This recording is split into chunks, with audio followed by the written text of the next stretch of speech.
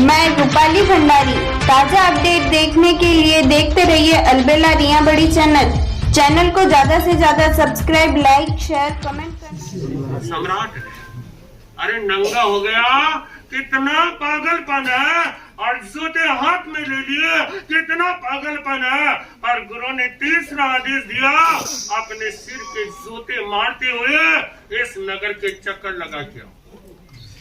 पूछ रहा हूं, हो सकता है ऐसा? अगर आपके सामने आपके गुरु आपको ऐसा आदेश दे दे, क्या लगेगा? तैयार हो? नहीं ना।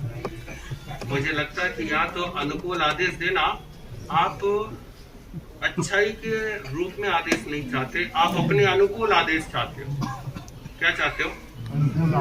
अरे भैया, समर्पण में अनुकूलता देखी नहीं जाती, समर्पण में अनुकूलता नहीं होती। समर्पण तो समर्पण होता है, समर्पण में अनुकूलता नहीं देखी जाती। समर्पण में तो ढलना होता। क्या ढलने के लिए तैयार होते? याद रखना, ढल जाना समर्पण में आनंद आएगा, आनंद आएगा, रस आएगा। और इसीलिए संकेत कर रहा था, बात चल रही थी। सम्राट पूरे नगर में चक्कर लगा रहे, नग्न होकर के। जिस नगर पर शासन किया था, जो नगर उनकी राजधानी था, जो नगर के निवासी उनके चरणों में झुके रहते थे, और जिन गलियों में स्वागत सत्कार होता था, आज वह नग्न होकर के अपने सिर पर जूते मारते हुए घूम रहे। याद रखना, समर्पण में कुछ नहीं देखा, न अच्छा देखा जाता, न बुरा देखा जाता। समर्पण में सिर्फ आदेश देखा जाता है। और वो आदेश था, उस आदेश को मानने के लिए मन तैयार था। मन में न कोई प्रश्न था, मन में न कोई विचार था, मन में न कोई विकल्प था। वह सिर्फ समर्पण था। और निकल गए पूरे नगर के चक्कर लगा के। जब लौट के आए ना, तो गुरु ने उन्हें छाती पे लगा लिया। कहा, मैं शिष्य को ढूंढ रहा था, मुझे आज पहली बार कोई शिष्य मिला। आज मुझे पहली बार कोई शिष्य मिला है। और वो शिष्य भी कृतज्ञ हो गए। मुझे आज सच्चा गुरु मिला। और याद रखना, दोनों की आंखों में आंसू थे, एक गुरु को पाने का और एक शिष्य को पाने का। दोनों की आंखों में खुशी के आंसू थे। बस इसीलिए संकेत कर रहा था, हमारे जीवन में भी वो स्थिति आ जाए, हमारे जीवन में भी वो व्यवस्था आ जाए, जिसके प्रति है वह हमारा समर्पण जाग जाए। और विचार करना, आराध्य मानने के लिए होते हैं, बुलाने के लिए। आप क्या मानते हैं? आप सोचना। मैं ये बात आप तक छोड़ता हूँ कि आराध्य मानने के लिए होते हैं या आप मानने के लिए? आराध्य मानने के लिए होते हैं। सिर्फ मानना, उसी में ही सुख है, उसी में ही आनंद है। बस ये सोच लिया ना, ये समझ लिया, सत्य के रास्ते पर बढ़ जाओगे, प्रसन्नता के रास्ते पर बढ़ जाओगे। आज फिर संकेत कर रहा हूँ कि जीवन में बाहरी उतार चढ़ाव सर भीतर की प्रसन्नता को, भीतर के प्रकाश को बदल नहीं सकते। भीतर के प्रकाश को नहीं बदल सकते, भीतर के उजास को नहीं बदल सकते।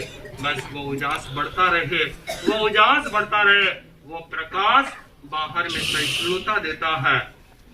पूज्य श्री आचार्य प्रवर श्री शिव मुनि जी का जो पत्राया, आज लगा किसी साधु का साथ दिया, किसी साधक ने किसी साधक को समझा, साधना में साधक ने साधना को समझा है, और साधक ही साधक को समझ सकता है। आज यह प्रतिफलित हो गया, तो बस मैं उनके लिए आभार और उनके लिए कृतज्ञता और उसी के साथ आपसे फिर संकेत करूंगा, आइए एक बार पुनः हम साधना के अवसर चुने, एक बार पुनः हमारे जीवन में हमारा जीवन विचार करना। मैंने एक बात कही थी, साधना में किसी वस्तु, व्यक्ति और परिस्थिति की जरूरत नहीं है, किसी की जरूरत नहीं है। अगर आप साधना में बढ़ रहे हो तो, और अगर आप प्रभावना में बढ़ रहे हो तो वहाँ सारी जरूरतें होती ही है। तो बस हम साधना में बढ़े और प्रभावना के अनुसार जितना करना है उतना अवश्य करें। इसी भावना और इसी मंगल कामना के साथ अपने भावों को, शब्दों को देखिए। आज मैंने कल भी कहा था, चेन्नई प्राचीन संघ आज यहाँ पर उपस्थित है। सभी संघ के वरिष्ठ गण भी, कार्यकर्ता भी, सभी उपस्थित है।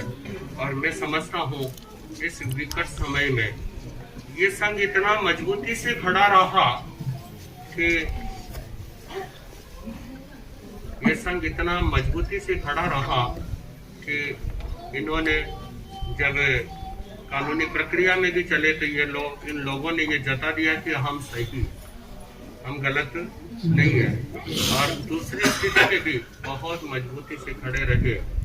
सुबह से 6:30 जब मैं पहली बार चेन्नई पहुंचा तो ये अध्यक्ष थे, इन्हीं की अध्यक्षता में हम चेन्नई पहुंचे थे। आज यहाँ इस सभा में मौजूद है। और ताराचंद जी उससे पहले अध्यक्ष से जब विनती करने के लिए लोग ये संघ मेरे पास आया था, तब ताराचंद जी चोरडी अध्यक्ष थे और भी सभी पदाधिकारी गण यहाँ मौजूद है। तो मैं उस चेन्नई संघ को एक बार पुनः कि जो हमने देखा, जैसा जो समर्पण हमने वहाँ देखा, आज भी देख रहे हैं।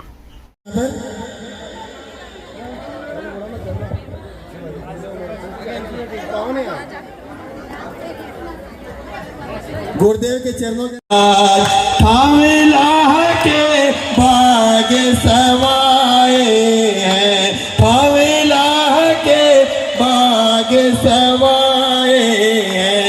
आचार्य गुरुवर आए हैं, आचार्य गुरुवर आए हैं। पानी चरण में बंदना हजार, मेरे शो दर्शन गुरुराज। थाने चरण में वंदना हजार, मेरे शो दर्शन गुरुराज। नानक संग के तुम्हें रखवाले, नानक संग के तुम्हें रखवाले। भक्तों के भगवन मत वाले, भक्तों के भगवन मत वाले। ते तो जिन शासन रीशान, मेरे शो दर्शन भगवान।